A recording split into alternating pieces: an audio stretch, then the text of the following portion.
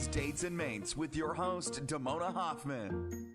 Hey, lovers. Welcome to Dates and Mates, your source for love in the modern world and advice on how to navigate it. I am your host, certified dating coach, Damona Hoffman, and I'm so excited that you are joining me and trusting me with your love lives today. We have another super fantastic episode lined up for you. We'll be talking about seasonal dating disorder and the signs that the illness might be affecting you. We'll also discuss how shy men are getting a little help, hormonally speaking. If that applies to you, you'll want to hang on a minute to get the tips on that. And we'll discuss a new Buzzfeed show that will make you the matchmaker. And we have some juicy Textpert App questions in technically dating, including how do you handle a crush on your sexy professor?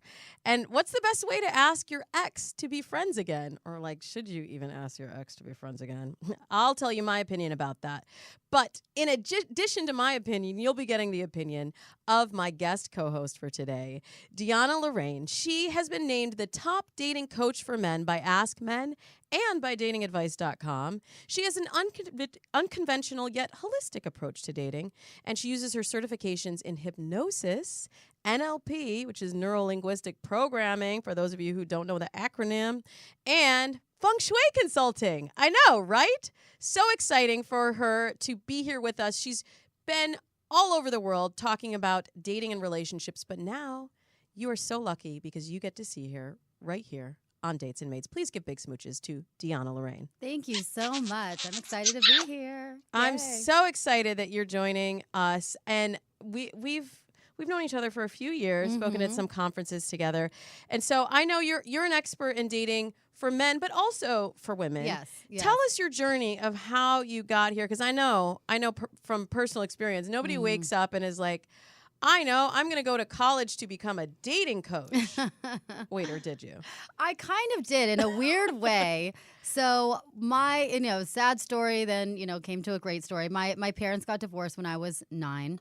And that was difficult for me because as a little girl, I was always thinking, how could I have made them stay together? And how, if only I had somehow learned the keys to romance earlier, I could have made them stay together. So that was kind of what fueled my curiosity in relationships.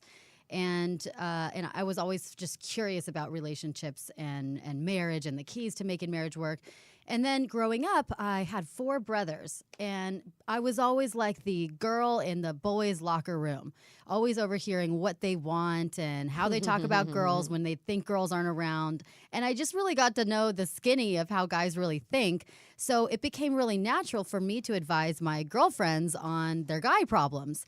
And then for me to advise my guy friends and my brothers on what their girl issues were and how to attract women. So I kind of was like the intermediary between men and women. So I always knew, I thought I was going to be a therapist. And then I realized, you know what? I want to just work right out of college, and I want to get right into what I'm already doing professionally and just hang up my shingle and call myself a dating and relationship coach. And that's how it started. And it kind of snowballed from there. Because once I was also a pretty young female at the time, only 23 years when I started my business. So who's going to really listen to someone when they're, 40 years married and to a 23-year-old, right? So it just made sense that I would work with singles first before I went to the route of working with married couples. And I've been working with singles now for almost a decade. I love it. Mm-hmm. So let's talk a little bit about your techniques, because you do have an unconventional background. I mentioned that you're trained in NLP and in hypnosis. How do you use hypnosis in coaching for dating? Well, I see dating as just the tip of the iceberg as far as what people need to do to attract the opposite sex and to attract the love of their life. I see dating as one surface layer. But what often happens is when someone is having a hard time attracting love, it's so much deeper than that. The issues run deep. There's confidence issues. There's issues around their self-worth. There's issues around their limiting beliefs. They might just have a deep-seated belief that they're not worthy for love, or that, in childhood, they've had bad experiences with men or with women that are really blocking them. Mm-hmm. So hypnosis and NLP and these other holistic techniques I use, they work to unblock what's blocked and work in the deeper person, in the core of who they are, to unblock, to develop their confidence, develop their communication skills and things like that, that sometimes just coaching or talking doesn't really quite get to it. So you're not asking them to like bark like a dog or any of that fun stuff? I could. Are you hypnotizing me right now? No, I can see how all of that works. And I see, as a dating coach myself, I see some of those issues that come up. And I believe in a lot of these therapy methods. And I also am a big believer in feng shui. In my last TV show, I was coming into a couple space and trying to help them figure out, they were moving in together for the first time and trying to figure out that's cool. if they were meant to be together. But a little bit, I didn't tell anybody this, Deanna, but a little bit of what I was doing was kind of based on feng shui theory. And when you place things with intention and meaning, that helps the energy flow. I'd love to know how you use feng shui principles with daters to get them closer to that relationship that they want. Sure. Well, I found that when someone's having a really hard time with dating or with attracting someone, or they just keep attracting the wrong people or getting crappy results, I ask them, what's in your home? And what's in your car? And what is in the love corner of your home particularly? And I often find that there's just like stacks of bills in that love corner, or there's a cat litter box, or and so their relationships are shit. Exactly. Like there's piles of laundry everywhere, and like literally the home where they reside in is not even open for love. It's even if they were to meet their soulmate tomorrow and they showed up, I mean, they wouldn't be living the life of like someone who would want their soulmate to walk in right now, basically. Yeah, if you're embarrassed to take your date back to Dishes your place, stacked up. That's how I'm living, but that's but you a whole have a different man. story. Yes, and he's out of town, and I'm left with these 2 kids for several weeks right now. You got to prepare your home as if your soulmate was already living with you. I fully believe in that. And creating that clutter really causes mental anguish. Yes. Like I feel literally Cluttered. stressed. Yeah, my life clutter. feels stressed when I have the clutter. Yeah. So I think the first step is just Decluttering. release. Yeah, release, and so much of it is also ties to the past, bad habits that need to be reworked. Yeah. And if you can just start with a clear space, then you can kind of build from there. It's true. Because a lot of people don't realize that their space reflects who they are and what's going on inside. And if their space is totally messy, it just kind of shows up how their dating tends to be messy too, how their dating tends to be flaky. Yeah, it's total. I can totally tell somebody's issues just from looking at their space. We had somebody one time on the show that was a fridge expert. Ooh. And yeah, Fridge expert. refrigerator. Don't go in my fridge right now.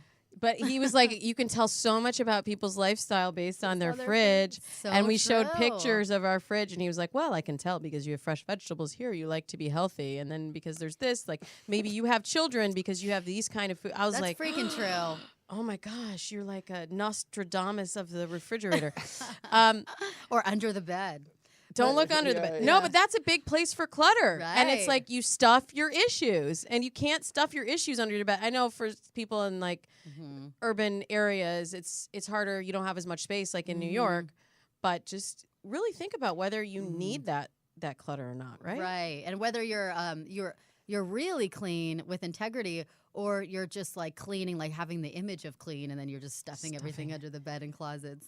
It'll come back out. Somebody will poke under there know. and find your clutter. I know. I always just say real quick, I say there's a lot of pictures that people keep around the house too that are kind of creepy and weird. Like they have tons of pictures of just their parents or their family members in their rooms, or some like weird depressing artwork. And it's like, if you want to have love in your life, like get some cheerful, loving artwork and photography. Yeah, completely. And that affects how you feel. Yeah.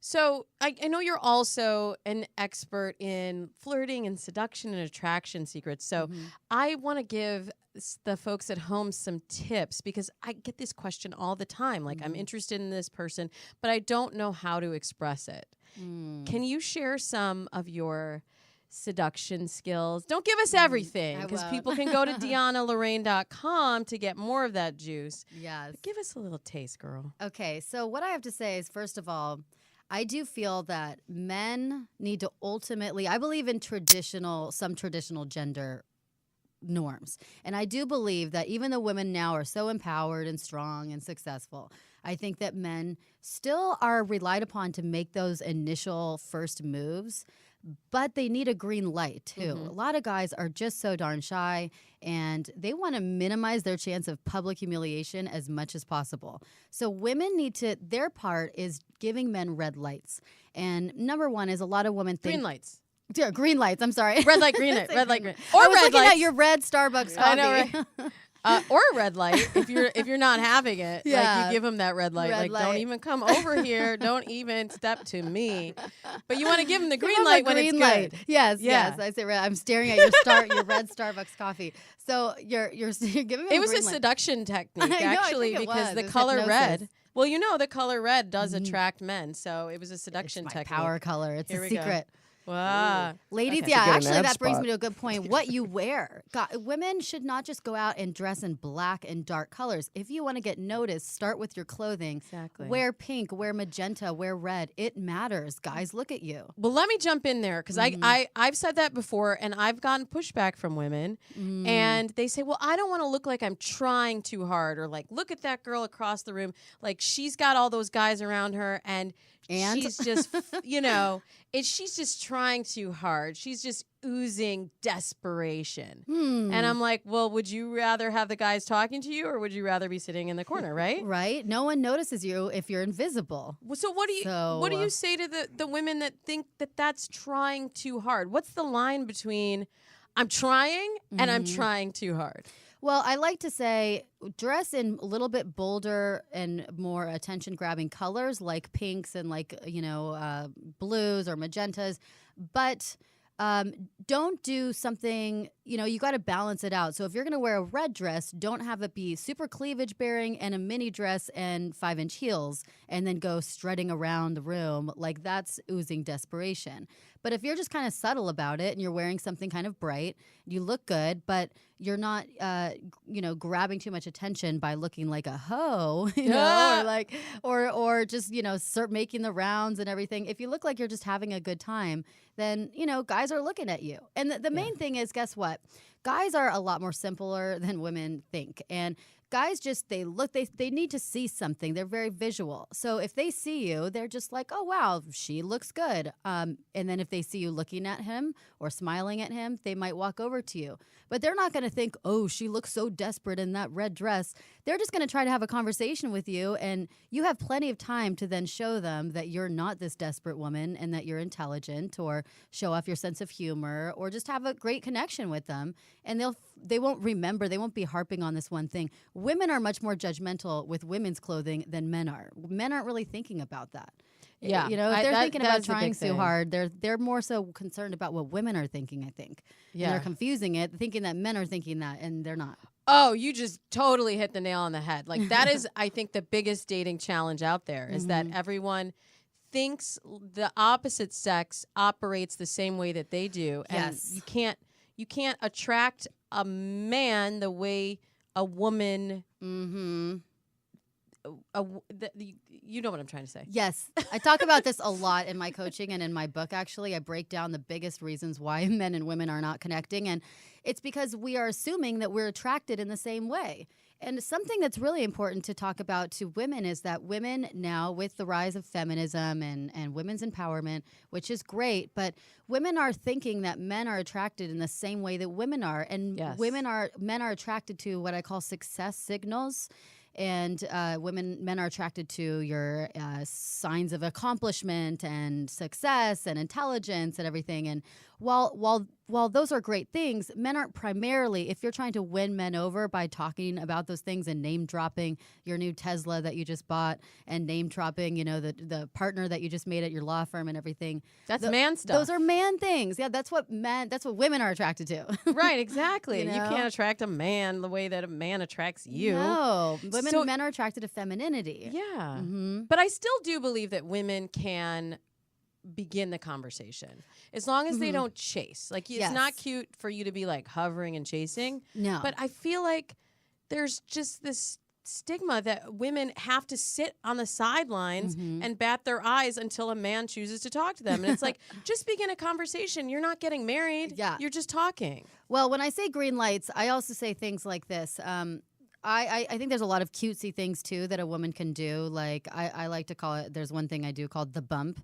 And you just kind of like, if you think a guy is cute, you casually like kind of walk up to him and bump into him, and then you blame it on him and say like, "Oh, did you just bump into me right now?" And then of course, very coy. Look at her face. If you're watching on the Facebook live stream, I mean, that was so cute. And then you just smile at him, and they're like, then they just start talking, and then they forget that you were the one that kind of started the conversation. And I think that girls can approach guys or talk to them. I still think that though, if you're going to be the one to approach the guy, do talk to him and then kind of pull back a little bit and let him kind of take the reins from there, because I do think that no matter what, all the societal changes, I still think that men like having a bit of they want to feel like it's their choice. They want to feel like even though maybe you approached them, they kind of, wow, she's cute, and then they kind of took over and led the interaction a little bit more. I like that. And I'm sure you have a lot more of that in your book. Yes. And people can pre-order it, right? Yeah, definitely. So you can pre-order my book. The title of the book is Make Love Great Again. Making Love Great Again. The new road to reviving romance and winning at relationships. And it just became available for pre-order. So go check that out. What, on Amazon? That's where... Yeah, you can go to Amazon. But actually right now, for the first couple hundred copies, because it's so new, I'm autographing them and lipstick kissing them. I'm doing that with just the hardcovers. So if you want that lipstick and an autograph copy, then go to my website and go to the shop section of my website at DeannaLorraine.com. And that's just for a limited number of people. So you can get that and you can have that within the next couple weeks in your hands. And that's DeannaLorraine.com. I love your advice. And we're going to get to some advice for our listeners in a minute, but you know what time it is. It's time. It's time for the dating dish. Dee's dating dish. Oh, the headlines. The headlines were flying at us this week because you know what? It's not just any week. No, it's not the week after Halloween. It's not just fall. It's not pumpkin spice latte season. Y'all, it's cuffing season. And there was an article this week in independent.co.uk that said, it's not just a season. It could be a disorder. Yeah. You could have seasonal dating disorder, Deanna. And what this means is when the weather starts to turn and it gets cold, you don't feel like going out there on the hunt and going to bars and finding someone new. It's not like summer love season where you're having a different fling every week. No, it's cuffing season. So you want to be partnered up and booed up so you have somebody to cuddle with all winter. I'm curious to hear from you, Deanna. In your practice, do you see a surge of people wanting to get cuffed and find that relationship in the fall? Yep, I do. And I notice it like beginning of October when it starts to change, or when you have that first rain, or in LA, like a cloudy day. If it's like 75. A cloudy day. Yeah. The first rain, the fall, the leaves change the colors. The grass changes. No, I start seeing it in early October when I kind of feel like football season starts taking over. And women start feeling those cold Sundays. My friends even call it lonely Sundays, or they call it boyfriend Sundays, like the want to have boyfriends on Sundays and on cloudy days. So they can watch the game with somebody? That they can watch the game, that they can just snuggle up, that they can go get a hot toddy with in LA. So that they can hot toddy. Yeah, sounds nice. I know, but it's just there's something about the weather changing and the upcoming holidays coming up, knowing that there's going to be some holiday parties and it's always like a +1. There's going to be Christmas parties and, all these different kind of holiday events. Your parents are going to be asking at Thanksgiving, why didn't you bring a boy home this year? Right. It's been the 7th year in a row. We just want grandkids. What's your dating status? Yeah. They know that those things are coming. And especially the pressure, I think, is stronger for women. And they know there's only like a few more months left before New Year's and Christmas. And I really feel that there's a lot of pressure. And I definitely see this seasonal dating disorder. See, I get the surge a little bit later. I get it after New Year's, when suddenly people realize they've been through the holidays, they got all of those questions, and they're like, wait a minute, I need a New Year's resolution. I need to fix my life. Damona, fix my life, because Valentine's Day is coming. So basically, like, it's November now. It's already a little too late, guys. Because you don't want to just take someone you just met to your company holiday party. I know, but just wait until January. See, y'all. this is funny. I see this happening with guys too, the holiday, the cuffing season. But what's funny is that when I talk to a lot of guys say they want to avoid the cuffing in this time because they're like, well, now I'm obligated to get her presents and then Valentine's Day presents and dates. So let me just kind of skip out on this whole thing for a couple of months. So a lot of guys have the opposite reaction. Well, we do know that there is a surge in activity online too. So as someone that began as an online dating coach, I'm all about, like, get your profile up there now. At least get your profile out there. Get the ball rolling. I'm going to tell you guys the 4 signs that you might have seasonal dating disorder. Number 1, you cannot bear the thought of being alone over Christmas and New Year's. And so you put all of your efforts in autumn to finding a partner. And by the way, these are not my determinations that you have the disorder. This is from the Independent, but you should maybe talk to your doctor if you have any of these symptoms. Number 2, by Valentine's Day or anywhere from 3 months of dating, you start to feel bored or trapped within the relationship and start finding excuses to spend less time with your partner. Because in seasonal dating disorder, you feel the pressure to be cuffed, but then you want to be uncuffed immediately after the season is over. Number 3, the idea of being single fills you with relief after some time, and you break up or act in ways to make your partner break up with you. This is like probably after Valentine's Day, right? Or number 4, if you've done this the last 3 years, at least, maybe more, then you probably have seasonal dating disorder. If you don't have seasonal dating disorder and you really want a relationship, but maybe you're a guy who's a little bit shy, you don't have those seduction skills that Deanna mentioned a minute ago to go ahead and approach a woman when you see somebody who's sexy, then don't worry, because there's always a pill for that, isn't there? There's an app for that. There's an app for that. There's a pill for that. And researchers have identified a hormone that can embolden men sexually and make them less anxious about pursuing women. You want to know what this hormone is called, y'all? I swear I could not make this up. It is called Kisspeptin. Yes, it's called Kisspeptin, and it modifies a gene known as KISS1, which interestingly has nothing to do with kissing. It was discovered in Hershey, Pennsylvania. because of the Hershey's Kisses. So you have Hershey's to thank for this hormone that will help you pucker up. So they've only tested it in mice so far, but they injected Kisspeptin, and it made the male mice more driven to pursue female mice. And I am feeling a little bit, I'm not blaming it on online dating. I'm definitely not, but I am blaming on texting our inability to really connect and feel that drive to really see one another in person. And I'm just feeling like everybody's drive is just going way down. It's kaputs. And I think everybody should take a dose of Kisspeptin. I think so. Like, what's the worst that can happen? It worked on mice. It didn't kill them, right? Well, apparently it can make women more fertile. So I don't know. Perfect. Again, it's a talk to win-win. your doctor if you have STD and you need Kisspeptin. See your doctor. It's not ready for human consumption yet. They're still testing it on the mice, but it could help your life out if you fall into that category. Then dating coaches might go broke then, though, because then guys might not need dating coaches. No, guys will always I need think they'll dating always need coaches. dating coaches, Of too. course, they always need our help.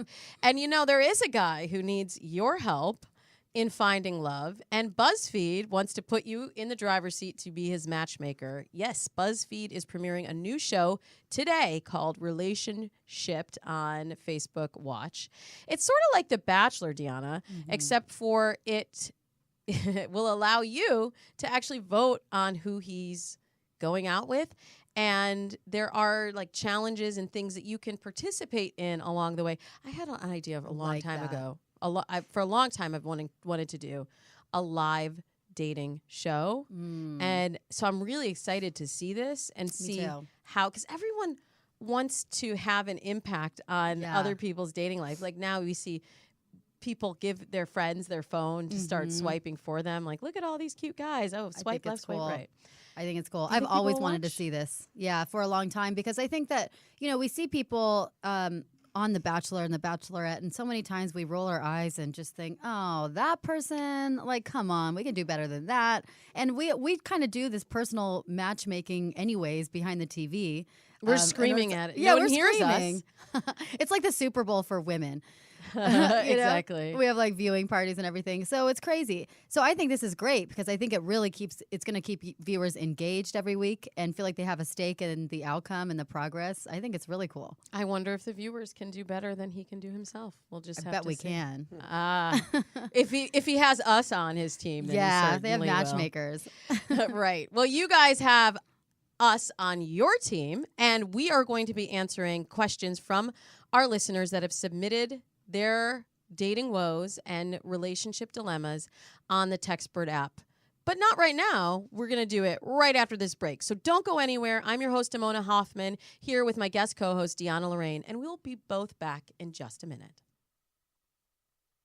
Dates and Mates is sponsored by Damona Hoffman's Relationship Boot Camp. Has your relationship hit a plateau? Do you and your spouse need to get your groove back? Are the pressures of life getting in the way of you and your partner truly connecting?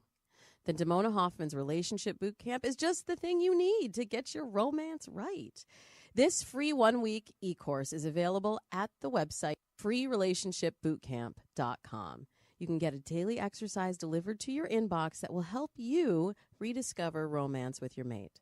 You can try new bonding activities, get interesting insights into the way your partner thinks, and crack the code on long-term relationship health. I designed this course myself, and it's been tried and tested time and time again by happy couples who have reignited that spark. And the course is totally free. So just go to freerelationshipbootcamp.com today to sign up. Yep, join me, Damona Hoffman, at freerelationshipbootcamp.com. And I'll get your relationship back on track. Welcome back to Dates and Mates. I'm your host, Damona Hoffman, certified dating coach, here in studio with my guest co-host for today, Deanna Lorraine, who is also a love coach and cannot wait to dive into your questions for today. As you know, we go spelunking through the Textpert app and find the questions this week that have been submitted that are the most provocative and really will connect with you. You're dealing with these same issues at home, and now we're going to give you advice to solve it in Technically Dating. Technically Dating. Ooh, Deanna is juicy this week, girl. It's juicy Very this week juicy. because I have a question from a young female. She's 21, but she says, I have a crush on my professor. Not because he's super hot or anything. He's actually in his 40s, but he is just so smart and nice, and I like his sense of humor, and I want to get to know him more. I know nothing can happen, but someone give me advice. Please, Deanna, give me advice. Anything. She just cannot stop daydreaming about this, she says. I've been there, sister. Have you? Oh, yeah. Ooh, tell me the story. I've been there. I just for You had some hot reason. professors? Yeah. What college do you go to? Cal State Chico. Hey. I had like 2 professors in my high school that I definitely crushed over and that made math that much more bearable. But I didn't do anything about it then. I had another. Definitely not. I was like a little bit like. That's a little too much. Now, why? My first question is, I wonder why she says, "I know nothing can happen." How does she know nothing can happen? Is he married or single? That's another starting Well, we point. don't know that. But I had the same thought. I did have a crush on a TA, which Yes. in my mind, okay, so I was like 20. What was he, like 25? Like he was a graduate student. He wasn't, Yeah. but in my mind, he was older, and it was like he kept flirting with me, it seemed, in class, and then he would give me extra credit all the time. Like the assignment was write a detailed essay about XYZ.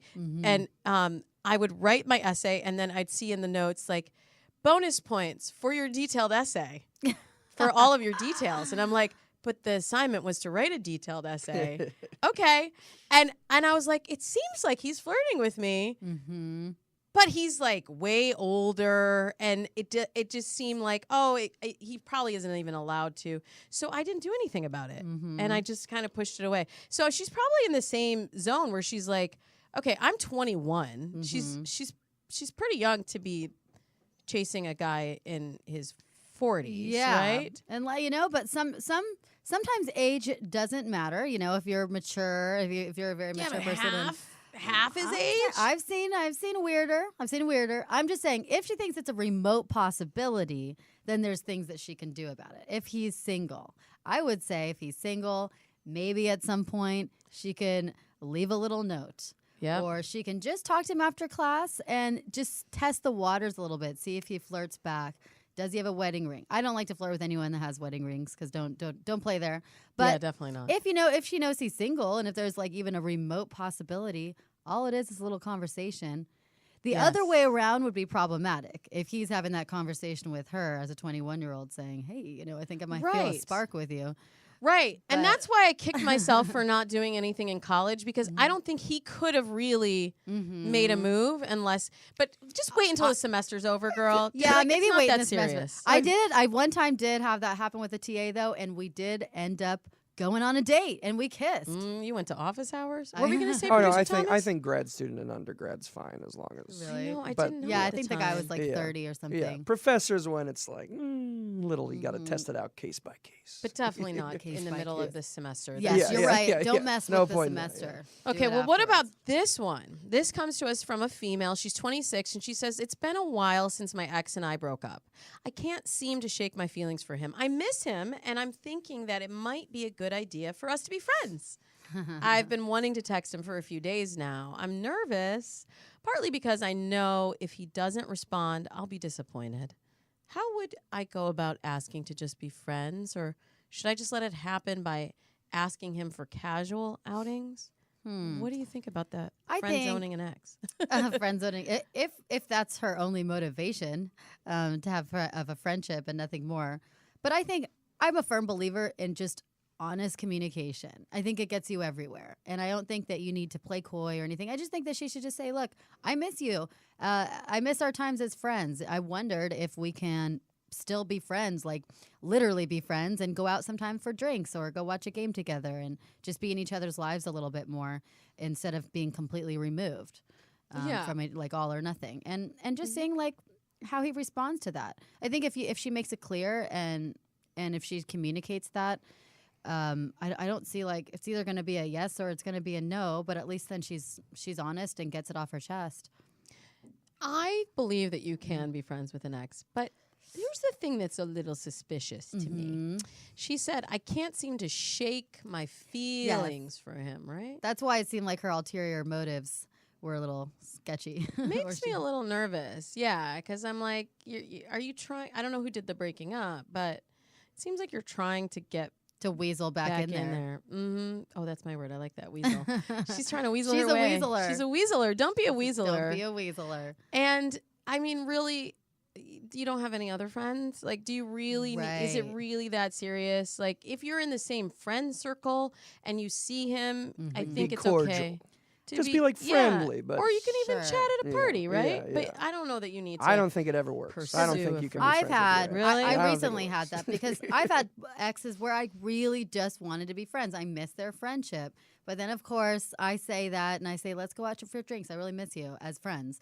And then they're like, "Hey," they really think, and then they're gonna start it back up again, and then I start getting the calls and let's get back together. So she has to, if she's gonna do this and she really wants his friendship, she has to be clear about that. Yeah, but I suspect the ulterior motive too. Make your actions match your words. Like, don't go in there being all flirty. Yeah, don't go home making out with him, wearing bright colors and reds and purples and blues. Right? Fuchsia. What is we it? will know. Hooded sweatshirt, sweatpants, just like show up just like real, like not trying too hard at all.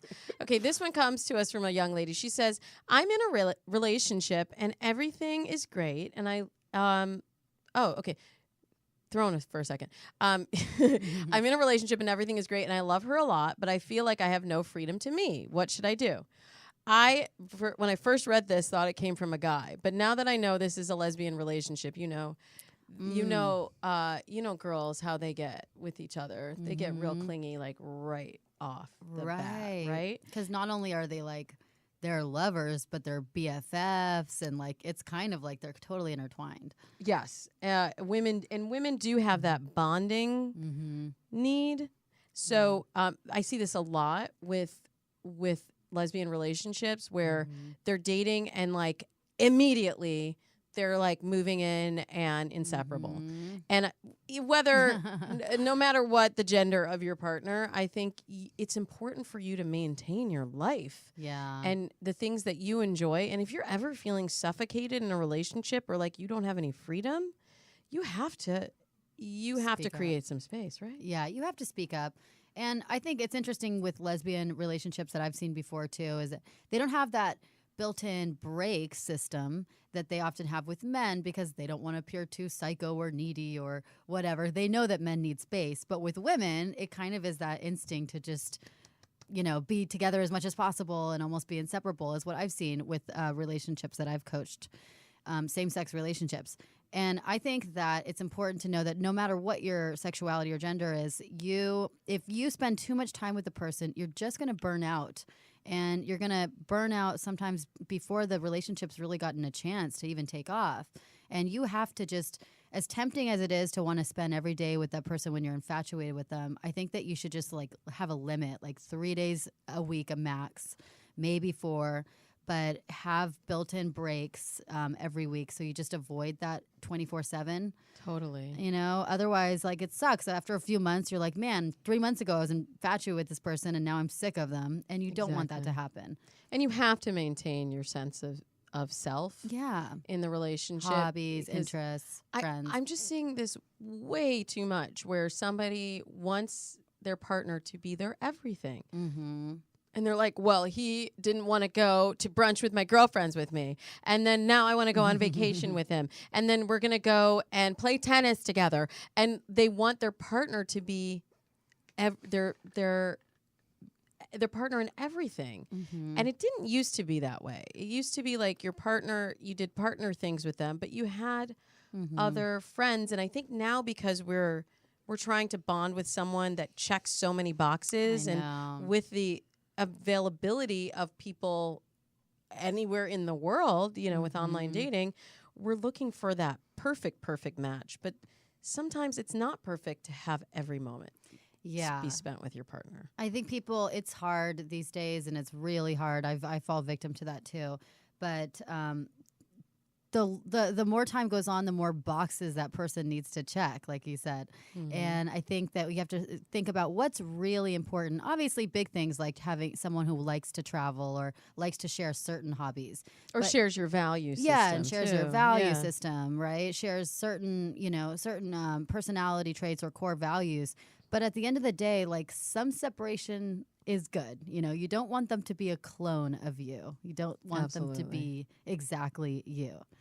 Okay, what if you're dating someone who's totally different from you? This one comes to us from a young female. She says, I really need advice. I was talking to a guy that has 2 baby mamas. He's 28. I'm 23.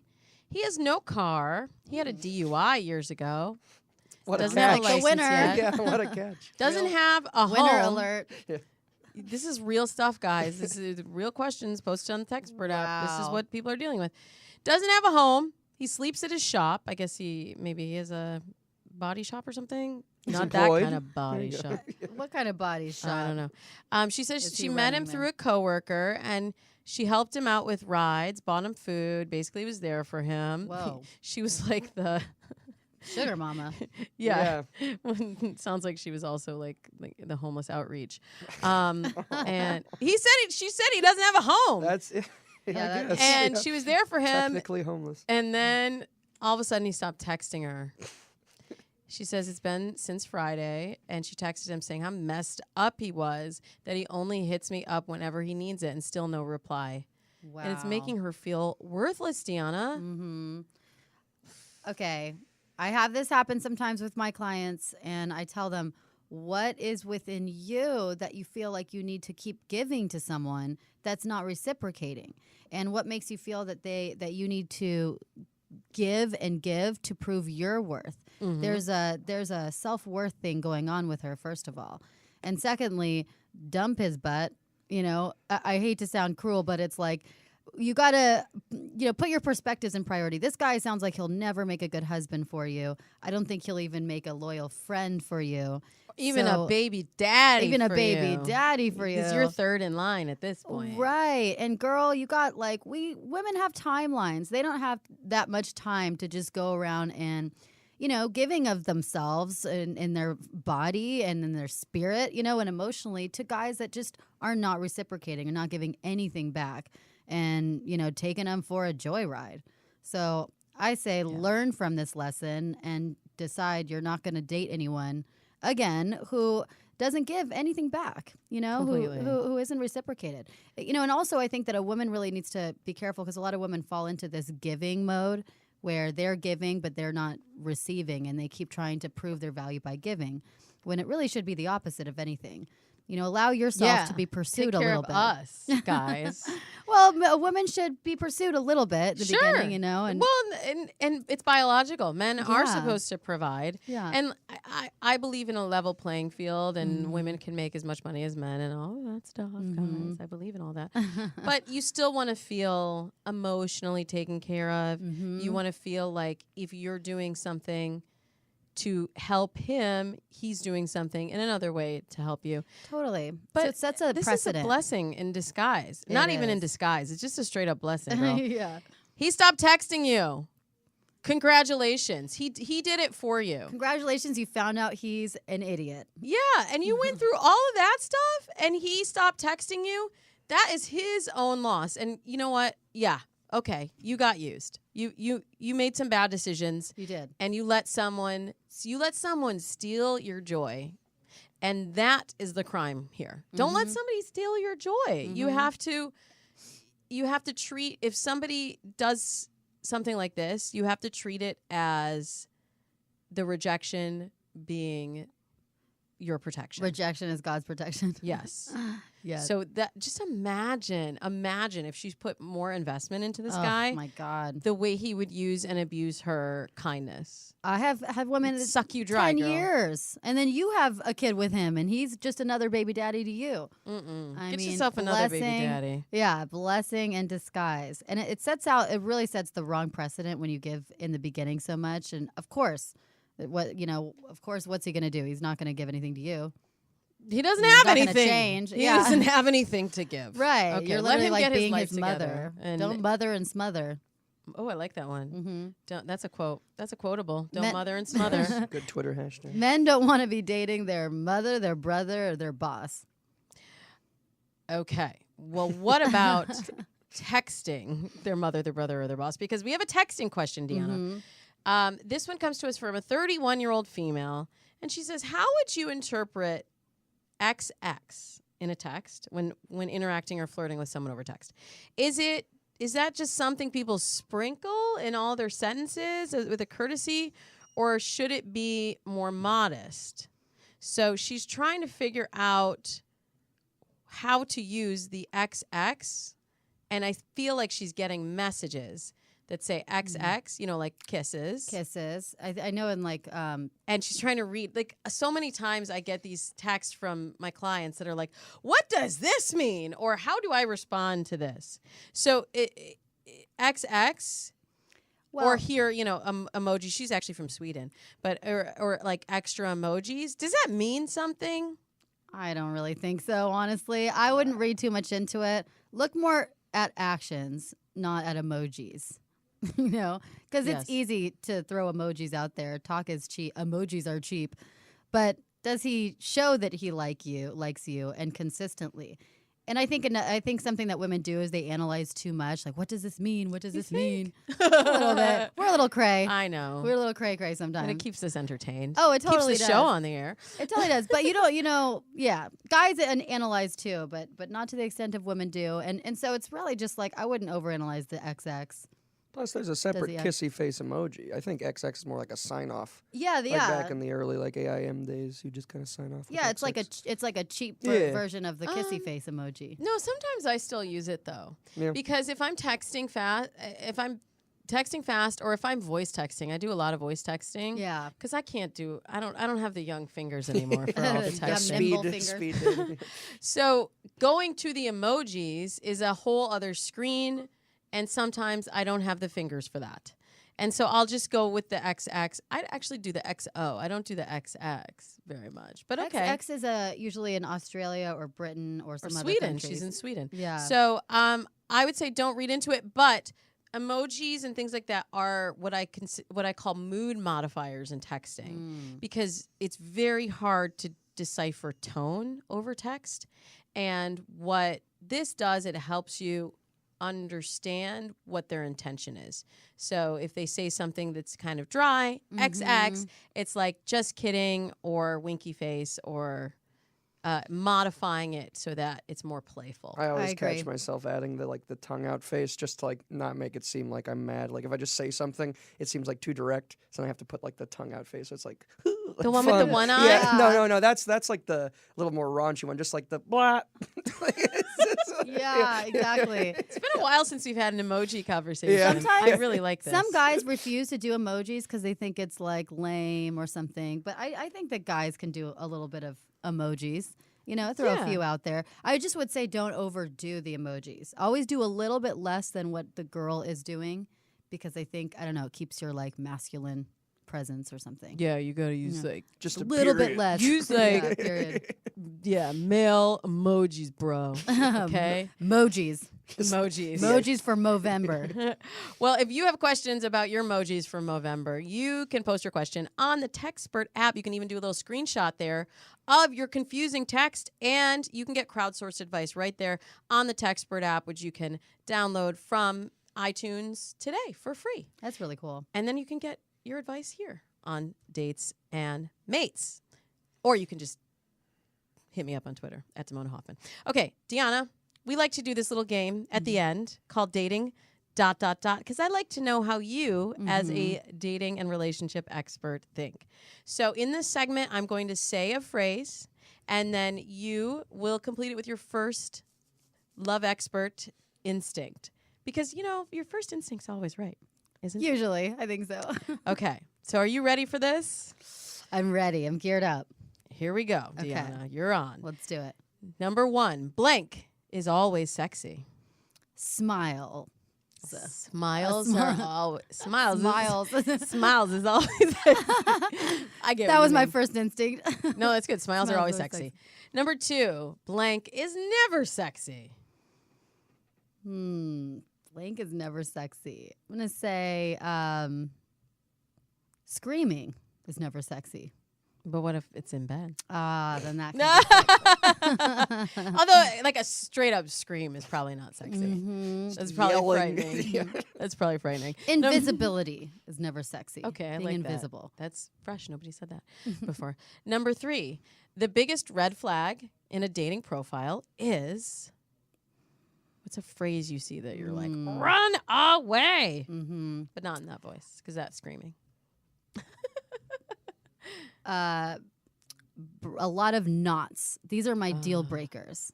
So like when that. someone says this is, these are my non-starters or these are my deal breakers, right away there's a lot of knots and don't do this and don't do that within the first few sentences.